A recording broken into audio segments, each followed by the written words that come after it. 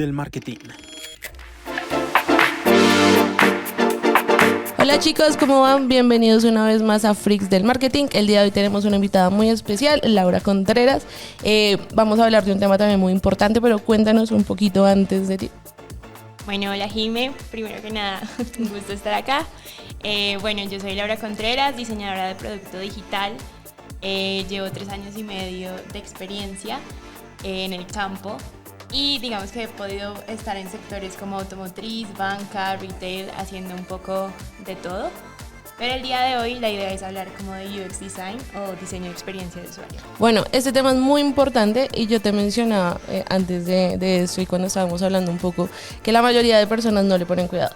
Entonces creo que muchos han escuchado el término UX, UI, pero no saben bien a qué nos referimos y no saben cómo el impacto que tienen en todos los temas digitales. Entonces, ¿qué te parece si iniciamos por definir qué es UX?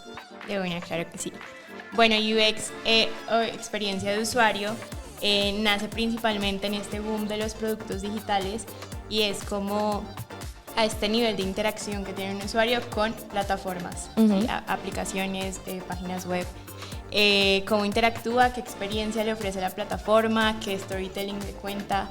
Entonces, digamos que el UX es, o nos centramos como diseñadores UX en los dolores, en los puntos de dolor, como lo llamamos, o en las necesidades de los usuarios a través de estas plataformas principalmente.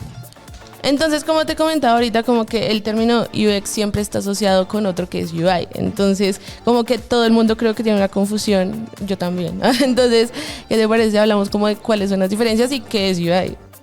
Listo, claro que sí. Bueno, para empezar, lo que yo dije al inicio que hago hoy en día, diseñadora de producto, como que abarca las dos áreas, ¿cierto? Me he podido meter un poco en las dos. Y es porque el UX define como toda la necesidad del usuario, toda la problemática en sí de un producto o lo que la carencia del usuario respecto a un producto digital, hablemos principalmente. Y el UI lo que hace es volverlo ya gráfico, o sea, como interactivo, como la parte de la interfaz. Entonces nosotros como UX preparamos o definimos como el flujo de usuario, que es como esta paso a paso de las tareas que el usuario va a poder cumplir a través de un producto, y el UI ya lo transforma de una manera gráfica que sea agradable y usable para el usuario. Sí. Precisamente. Y la conexión entre ellos es que nosotros definimos hasta nivel de experiencia de lo que tiene que pasar dentro del producto y ellos lo hacen amigable a través de lo que se ve, como de la estética, de lo funcional, de los componentes, los botones y todas estas partes de una plataforma digital. Ok, o sea, UX es como cuando estás planificando todo, o sea, no sé, en un e-commerce cuántos pasos vas a tener para la compra, por ejemplo. Y UI es llevar ya eso a la parte gráfica, básicamente. Exacto, básicamente. Y ahí te tengo una pregunta, o sea, normalmente supongo que son como 2 personas diferentes o una persona ejerce las 2 funciones en un equipo. Bueno, hoy en día eso es muy diverso, digamos que como encuentras equipos en los que las especialidades están muy divididas, y hay personas dedicadas a la investigación dentro del UX, hay personas dedicadas a definir las interacciones dentro del UX y una dedicada al UI. También pueden haber roles, digamos, como el mío, que es un poco más 360. Entonces, yo hago un poquito de todo en este momento. Hago toda la definición de la parte UX y también llevo a la parte UI, o sea, llego hasta las pantallas finales.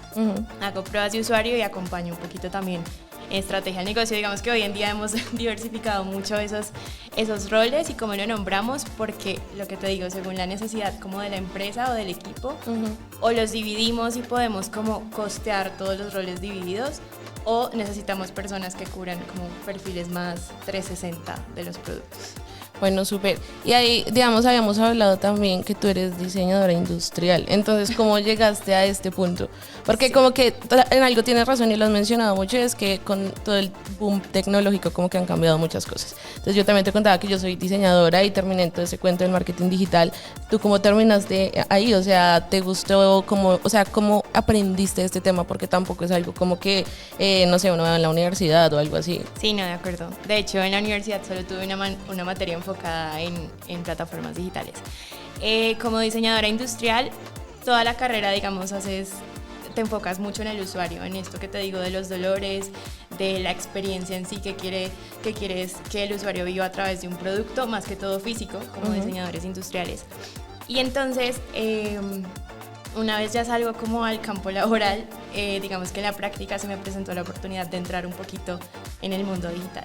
Y me pareció muy interesante porque era algo pues casi totalmente ajeno como a mi carrera en ese entonces, y no era como un enfoque que yo dijera, me apasiona un montón lo digital. Pero decidí como tomar ese reto, y la verdad es que es muy interesante ver como todas las posibilidades que tienes a través de una plataforma para ofrecer una experiencia a un usuario. Entonces digamos que por eso llegué ahí. Sigo haciendo lo mismo que hacía durante toda la carrera, o sea, sigo enfocándome en los dolores, en el problema, en una solución al usuario, pero a través de una aplicación o de una página web. Bueno, súper. Y además, como que no solo debemos tener en cuenta como la parte, no sé, de la forma, sino también el contenido. Y yo creo que eso también es súper importante porque, por ejemplo, no sé, las marcas crean una tienda y llegan y le ponen la misma descripción a todos los productos solo como por rellenar información, y eso también está súper mal, porque eso hace parte como también de esa experiencia de usuario, o sea, como que las personas encuentren lo que buscan. Entonces, como que es también importante tener en cuenta como que son muchos componentes para que realmente una persona entienda una página y la navegue. Ahora, como que yo creo que todo este cuento de todo lo que estamos hablando, o sea, la gente dirá, ¿por qué es importante? Eso es importante porque es como una premisa muy sencilla, y es que si una persona no puede navegar en tu página y no puede ejecutar cierta acción, tú no vas a vender, no vas a recolectar leads, no va a funcionar lo que estás haciendo. Entonces, esto tiene muchísimas implicaciones hoy en día, y más en el ámbito digital. Entonces, yo hablaba también contigo un poquito, como que todo el tema de marketing digital tiene demasiadas variables, y eso lo hemos hablado siempre acá en el podcast. O sea, no solo se trata de tus campañas, en una campaña se trata de los creativos, de los copies, de la oferta, que tengas una secuencia de email, que tengas como demasiadas cosas para que funcione, y una de las más importantes es a dónde vas a mandar a las personas. Porque ¿qué pasa? Yo puedo tener unas campañas que son buenísimas, puedo tener un tráfico de mucha calidad, pero si mando a las personas a una página que no funciona y que no convierte, pues te va a dar la misma. Okay. Entonces ahí, digamos, en ese punto, ¿tú qué otras implicaciones le ves? Que obviamente son muchísimas, pero para ti, ¿cuáles serían como las principales? Bueno, lo que decías ahorita respecto al contenido, de hecho, digamos que en mi rol yo hago de todo, pero sí prefiero trabajar con una persona directamente o dedicada simplemente como al storytelling de la página. Sí. Entonces yo creo a nivel general como las interacciones y demás, pero me gusta que alguien enfocado como al copy o al UX writer, de lo que hablábamos antes, me acompaña a crear esa experiencia para que también como dé su feedback respecto a la historia que queremos contar a través del producto. Esa es una implicación o una parte que me parece esencial en la creación como de un nuevo producto. ¿Qué más? No sé si también te refieres como o bueno, algo que yo hago es acompañarme mucho del resto del equipo, como de desarrolladores, tecnología. Es algo que no podemos como desligarnos totalmente, y es porque de lo que yo esté como proponiendo en este momento tengo que saber si va a ser viable realmente con las herramientas que tenemos para programar, cómo estamos desarrollando el producto. Entonces también me acompaño mucho como en el proceso de UX con la viabilidad desde tecnología. Y pues obviamente negocio. Nosotros hablamos con negocio, con sus enfoques, con marketing, que queremos generar con cierta campaña. Entonces, para tenerlo en cuenta, qué tanta visibilidad le tenemos que generar, no sé, a una pieza, a un banner principal, lo utilizamos secundario, y para definir todo ese tipo de cosas. ¿Y ahí cómo haces? O sea, supongo que, no sé, por ejemplo, yo conozco una aplicación que se llama Hotjar, que te sirve para ver cómo, en dónde las personas dan clic, y mapas de calor y todo eso.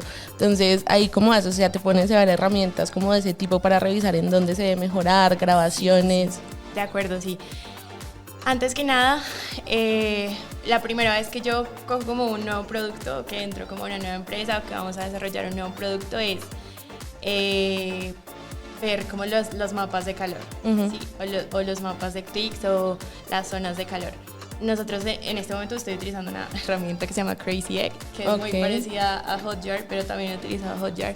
Y eso nos permite ver que la gente, pues los usuarios no hacen nada de scroll. O sea, casi no se quedan arriba. O sea, es como que lo que está en el primer pantallazo es lo que más se ve, ¿no? Y es a lo que más le prestan atención porque somos muy perezosos.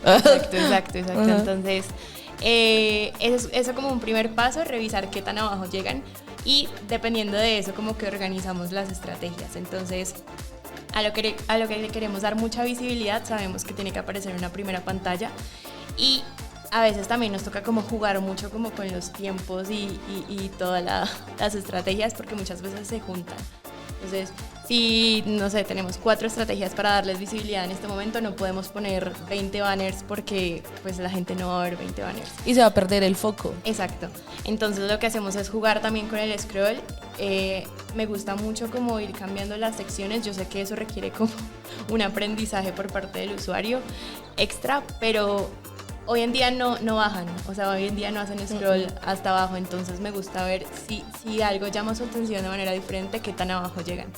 Eso es muy interesante. O por ejemplo, si utilizamos herramientas en la primera pantalla que les hagan dar como scroll down automático, ver si eso está funcionando y ver si es como efectivo para algunas de las estrategias. Ok, ya a partir de esa información como que ya tú empiezas a bajar eso y a generar... Exacto, y organizo como cada pieza y cada estrategia que me pidan que genere visibilidad. Y digamos, me parece súper interesante lo que mencionabas del storytelling, porque eso generalmente como que tú lo escuchas mucho, no sé, en emails, en copies, pero digamos que cuando lo pones en un contexto de página, como que bueno, tiene sentido, no lo había pensado, pero ¿cómo llegas a ese punto? O sea, después de que revisas ya esa información de la que hablamos de la página y conoces más de tu público objetivo, o cómo llegas a tener ese resultado del storytelling.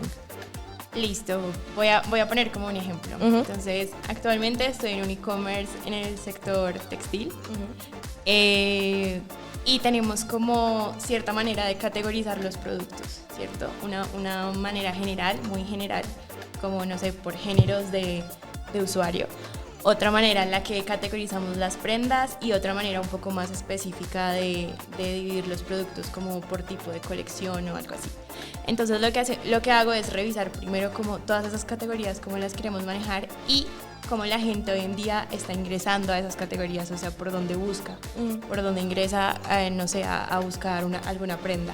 Entonces, entendiendo un poquito eso, por ejemplo, con los mapas de calor, entiendo que utilizan mucho la manera general primero, no se van a lo específico. Okay. Y así con la persona dedicada al contenido, vamos hilando como la historia. Entonces, contémosle algo general que llame su atención, luego hablemosle de algo un poco más específico por si la persona tiene claro que quiere buscar ya un tipo de prenda específica y luego ya mostrémosle cosas muy específicas como ciertos looks o ciertas, no sé, ocasiones especiales de las prendas.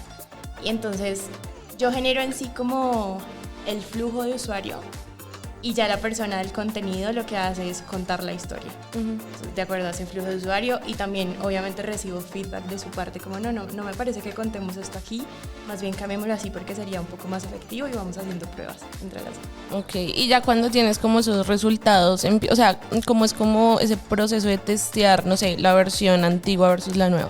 Entonces ahí mandan campañas como para generar más tráfico o no sé, ponen la página para que se puedan ver las dos versiones, no tengo ni idea, me lo estoy inventando, pero ¿cómo funciona? Tenemos uno que es A/B testing, que es exactamente lo que estás diciendo y es, digamos que queremos cambiar completamente el home para ver cómo, si es más efectivo, si genera como más conversión. Y hacemos como una modificación y al 50% de nuestros usuarios generalmente le mostramos una de las versiones y al 50% otra. Nos gusta hacer eso, nos gusta también medir como por el número de ventas y eso lo hacemos acompañado pues claramente como de todos los equipos. Entonces generamos, no sé, una estrategia muy direccionada a algo específico y vemos si esa entrada, por ejemplo, en la sección en la que la definimos, surge efecto o no con las ventas, como que ahí cruzamos como toda la información con todos los equipos. Sí. Bueno, súper interesante. Y ahora, digamos, poniéndolo en un contexto, por ejemplo, de una empresa que está iniciando y que quiere tener su página web y que yo te comentaba como, bueno, temas de presupuesto ahí, ¿no? Entonces tienes que empezar ahí como bajito. Ahí, ¿tú qué le recomendarías a una persona o en qué es lo que se debe fijar? Porque yo creo que hay unos no negociables, ¿no? Entonces, por ejemplo, hablando de temas de velocidad, si la velocidad de tu página está horrible, la gente no va a esperar. O sea, yo ya he mencionado muchas veces que nosotros pues uno somos perezosos, que es lo que tú decías. Entonces, por ejemplo, si tú tienes un e-commerce y el botón de agregar al carrito está por allá bien abajo, te jodiste porque eso va a bajar las tasas de conversión de personas que llegan a la página de producto y que agregan al carrito. Entonces, eso que tú mencionabas me gusta mucho porque es así, o sea, todo lo más importante sí o sí tiene que estar en el primer pantallazo, y eso también incluye la versión de mobile, porque entonces todo el mundo es como, no, pues mi página se ve increíble y vas a ver la versión de mobile y está terrible. Entonces yo creo que eso también es súper importante hoy en día y es como mobile first, ¿no? O sea, el 80% más o menos de las personas ingresan por celular. Es una buena práctica, como lo decimos, o sea, realmente debería pasar y es el escenario ideal, pero también depende como de las necesidades del equipo. Muchas veces,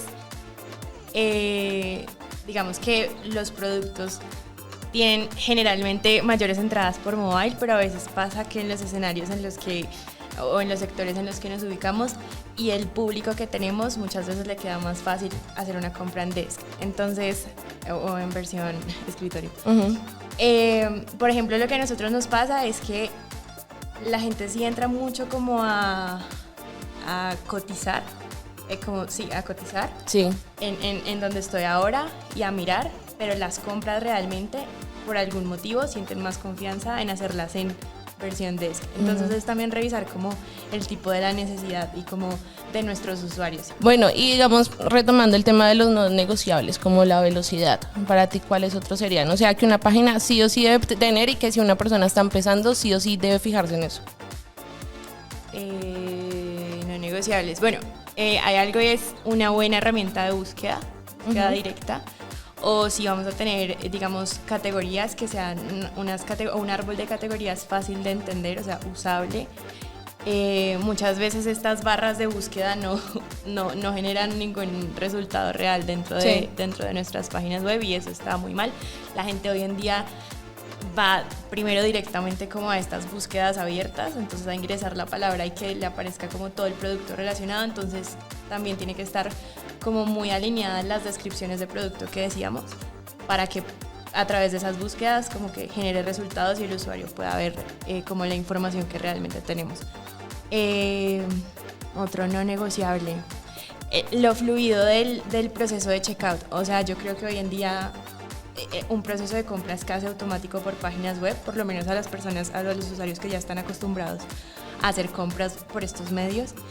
Y hay herramientas como que, o hay páginas que ponen como muchos stoppers, ¿cierto? Como muchos, y es como de lo que hablamos nosotros de los procesos de aprendizaje que tienen que tener las personas cuando les surge algo nuevo en un proceso que ya tienen como predeterminado, a lo que ya están acostumbrados.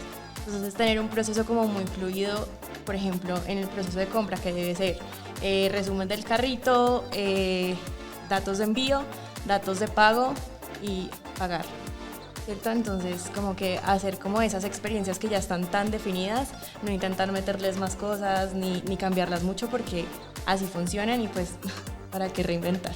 Digamos, ahí, ya que mencionas ese punto, a mí me ha pasado como, no sé, por ahí con 2 o 3 clientes que llegan a la agencia y tienen como, no sé, estás haciendo como el proceso de compra y te pide iniciar sesión.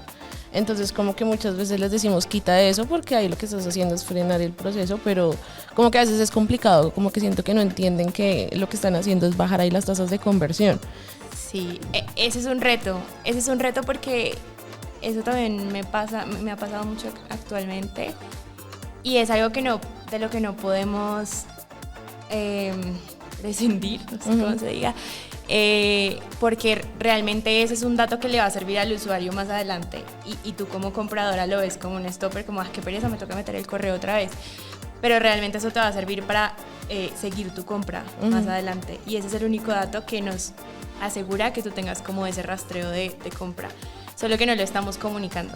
Sí. Entonces, otra cosa que pasa es que se percibe como un paso extra. Entonces, intentar integrarlo como en ese proceso en el que ya le estamos pidiendo datos sería un poco más, sí, como armonioso, como más fluido, como te digo. Pero es un dato que realmente necesitamos, y lo he visto, pues digamos actualmente que estoy en un e-commerce, y que es como lo que nos asegura que la persona más adelante tenga las herramientas que necesita. Sí, igual, o sea, como que ahí se me vienen dos cosas a la cabeza. Por un lado, en e-commerce obviamente uno debe facilitar las cosas, ¿no? Porque nosotros compramos por impulso, entonces tenemos que aprovechar eso para que todo sea como muy fácil y muy rápido. Entonces, por ejemplo, el tema de que, no sé, en el checkout pidamos como 10.000 datos, no, o sea, pedir lo necesario y ya. Pero, ¿sabes también en qué pensaba? Cuando son leads, hay formularios que son súper largos, pero eso es a propósito. ¿Y por qué es a propósito? Para calificar los leads. Porque, no sé, cuando tú tienes un formulario que es súper fácil, como que cualquiera puede llenarlo y vas y prendes campañas y como que de una saturas a tu equipo comercial con leads que no valen la pena. Exacto. Entonces como que literal he visto unos formularios larguísimos, pero de verdad larguísimos para calificar a las personas y aún así se filtra gente que no se quiere. Entonces como que ahí en ese caso también supongo que uno tiene que revisar grabaciones o revisar como que otros campos se pueden poner para filtrarlo mejor, ¿o tú cómo lo harías? Bueno, creo que eso también depende mucho como de la información que queramos retener. Digamos, nos pasa mucho con los correos, estas herramientas de correos falsos. Sí. Que es como muy fácil generar un correo y seguir a tu compra, llegar hasta el último paso, pero no hacer nada porque no tenías la intención. Y es como, bueno, realmente eso es un desarrollo más como de tecnología y creo que nos serviría mucho a través del contenido comunicar por qué necesitamos ese dato. Uh-huh. Más que todo para los usuarios que sí son reales y nos están haciendo esa compra y les parece como tedioso llenar el formulario. Entonces esto es para que, bueno, yo no soy la encargada de contenido, pero sí, en mi cabeza lo comunicaría como relacionado a esto te va a ayudar más adelante para que tengas toda la información de tu compra, ¿cierto? Y así, más que como salvarnos de estos datos falsos, es asegurarnos de que los usuarios reales, a pesar de que tienen que darnos esa información y les parece tedioso, como que vean el valor de por qué le estamos solicitando. Bueno, ya si quieres como para ir cerrando un poquito, me gustaría escuchar tus recomendaciones.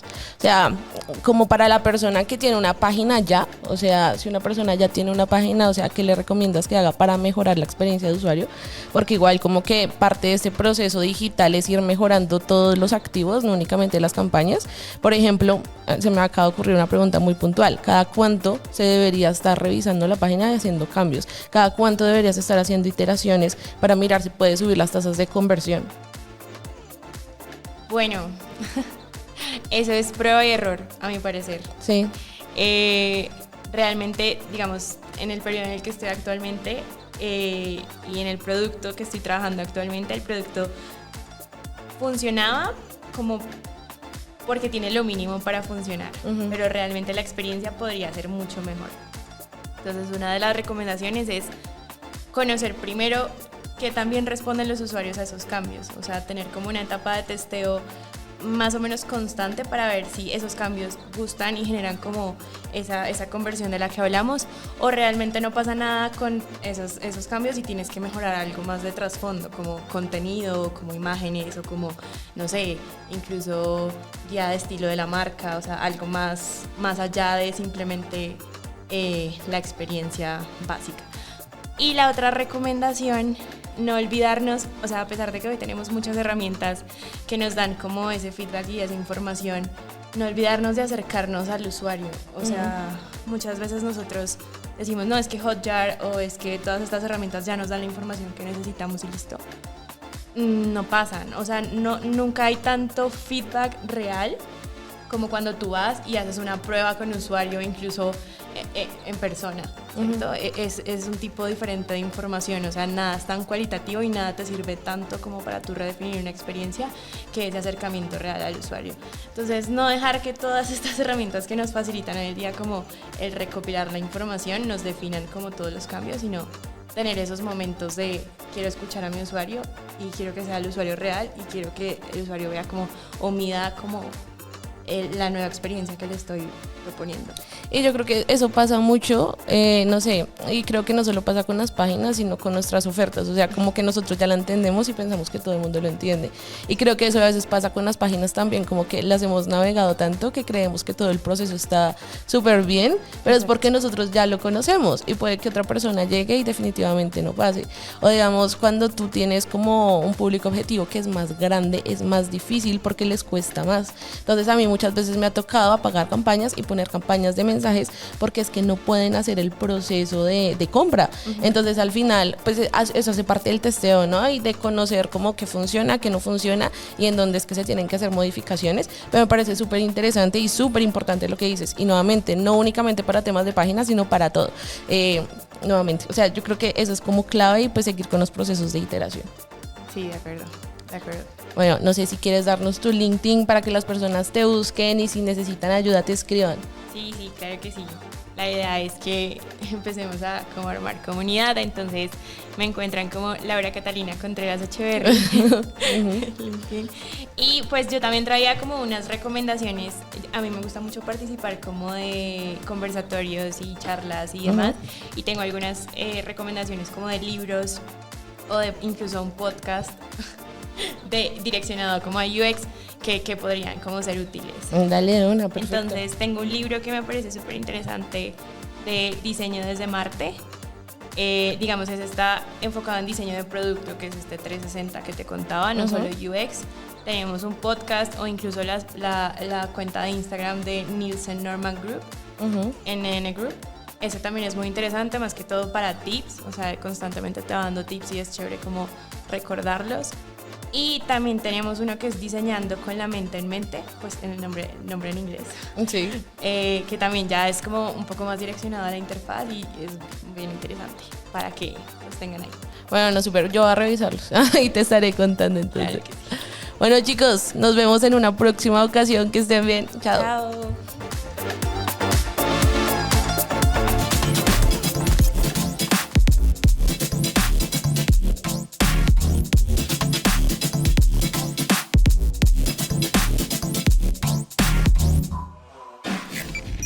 Freaks del marketing.